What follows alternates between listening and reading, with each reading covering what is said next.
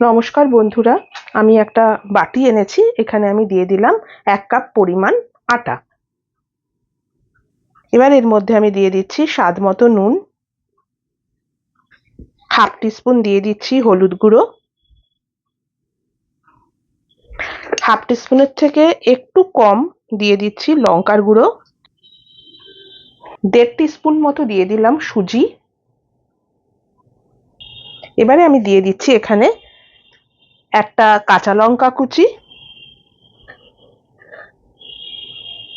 বেশ কিছুটা পরিমাণ দিয়ে দিচ্ছি পুদিনা পাতা কুচি করে নিয়েছি আমি, আর দিয়ে দিচ্ছি বেশ কিছুটা পরিমাণ ধনেপাতা কুচি।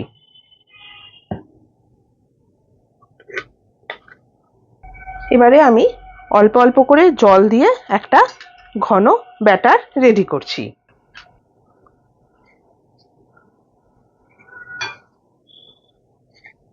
প্রথমে একটু মিশিয়ে নিলাম আমি।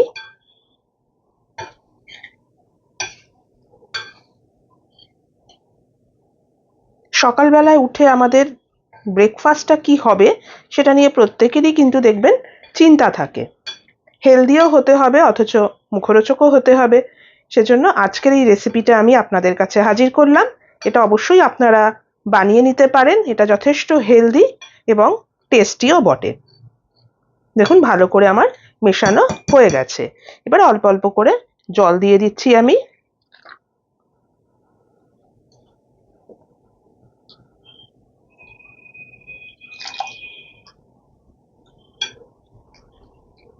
এটা হুইস্কের সাহায্যে আমি এটাকে গুলে নিচ্ছি। চেষ্টা করবেন পুদিনা পাতাটা অবশ্যই দেওয়ার। একদম ভিন্ন স্বাদের একটা রেসিপি এটা।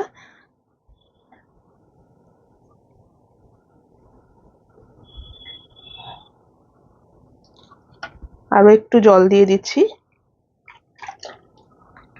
যে কাপটা মেপে আমি আটাটা নিয়েছিলাম মোটামুটি সেই কাপের 2 কাপ মতো জল আমি এখানে দিয়ে দিলাম।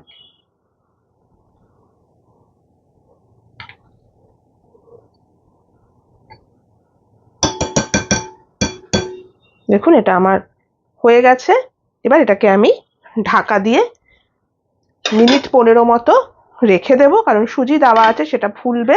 আর তার মধ্যে আমি আরো একটা কাজ করে নেব, সেটা হচ্ছে এটার সাথে খাবার জন্য মুখরোচক একটা চাটনি আমি বানিয়ে নিচ্ছি।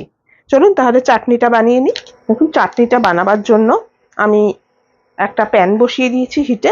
1 টিস্পুন এখানে অয়েল আমি গরম করেছি। এখানে আমি এবার দিয়ে দিচ্ছি কিছুটা পরিমাণ গোটা জিরে।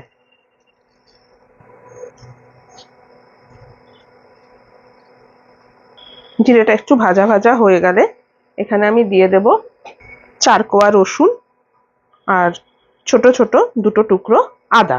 জিরেটা একটু ভাজা ভাজা হয়ে গেছে। দেখুন এরকম ছোট ছোট 2টো টুকরো আদা দিয়ে দিলাম, আর দিয়ে দিচ্ছি এই 4 কোয়া রসুন। দিয়ে দিচ্ছি একটা কাঁচা লঙ্কা,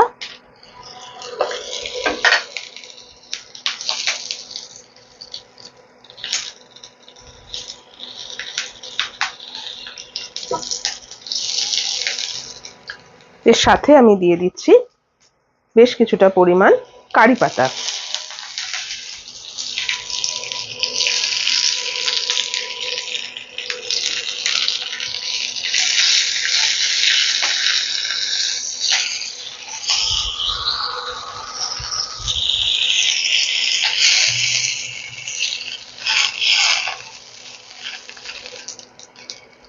এটা আমার হয়ে গেছে।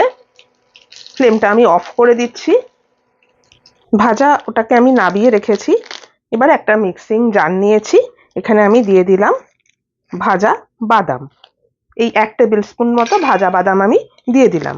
আপনারা যদি কাঁচা বাদাম ইউজ করেন তাহলে যখন ওই রসুন আর ওই আদা কাঁচা লঙ্কা আমি ভাজলাম ওই আগে একটুখানি বাদামটা ভেজে নিতে পারেন। এবারে এখানে আমি দিয়ে দিচ্ছি বেশ কিছুটা পরিমাণ পুদিনা পাতা, দিয়ে দিচ্ছি বেশ কিছুটা পরিমাণ ধনে পাতা, সামান্য একটু দিয়ে দিচ্ছি তেঁতুলের পাল্প, খুব অল্প,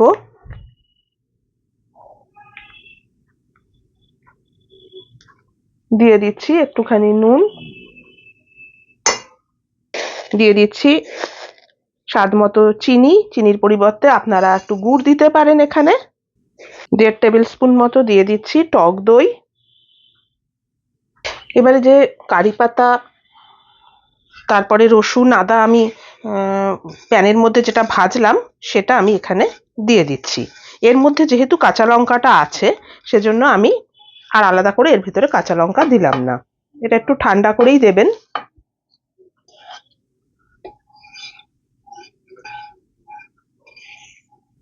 এবার এটাকে আমি ব্লেন্ড করে এনে আপনাদের দেখাচ্ছি। এটা একদম রেডিমেড চাটনি, এটাতে আপনার আর কিচ্ছু মেশাবার দরকার নেই। চলুন এটাকে ব্লেন্ড করে নিয়ে আসছি। দেখুন চাটনিটা আমার রেডি হয়ে গেল। চলুন এবারে আটা দিয়ে যে ব্যাটারটা রেডি করেছিলাম আমি সেটাকে এবারে ভেজে ফেলছি।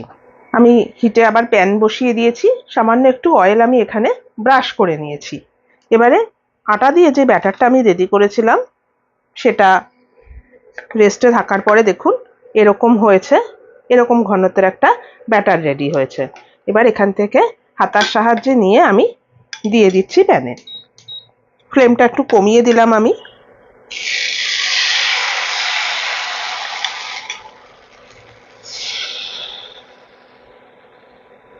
দু হাতা মতো দিলাম। এবার একটু ঘুরিয়ে এটাকে শেপটাকে করে দিতে হবে, একটু গোল টাইপের হলে দেখতে ভালো হবে।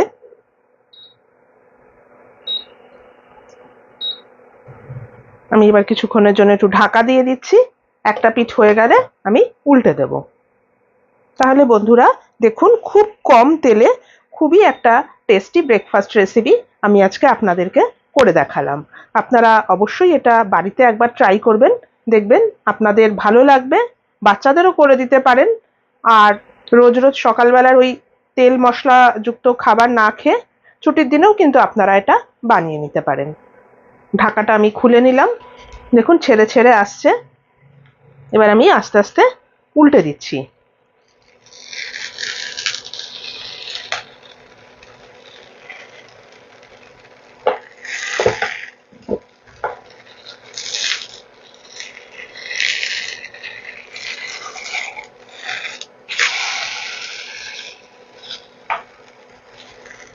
এবার এই পাশটা একটু হতে হবে, আবার একটু আমি ঢেকে দিচ্ছি। খুব সফট হয় এটা। ঢাকাটা খুলে আমি মাঝে একটু উল্টে দিয়েছিলাম।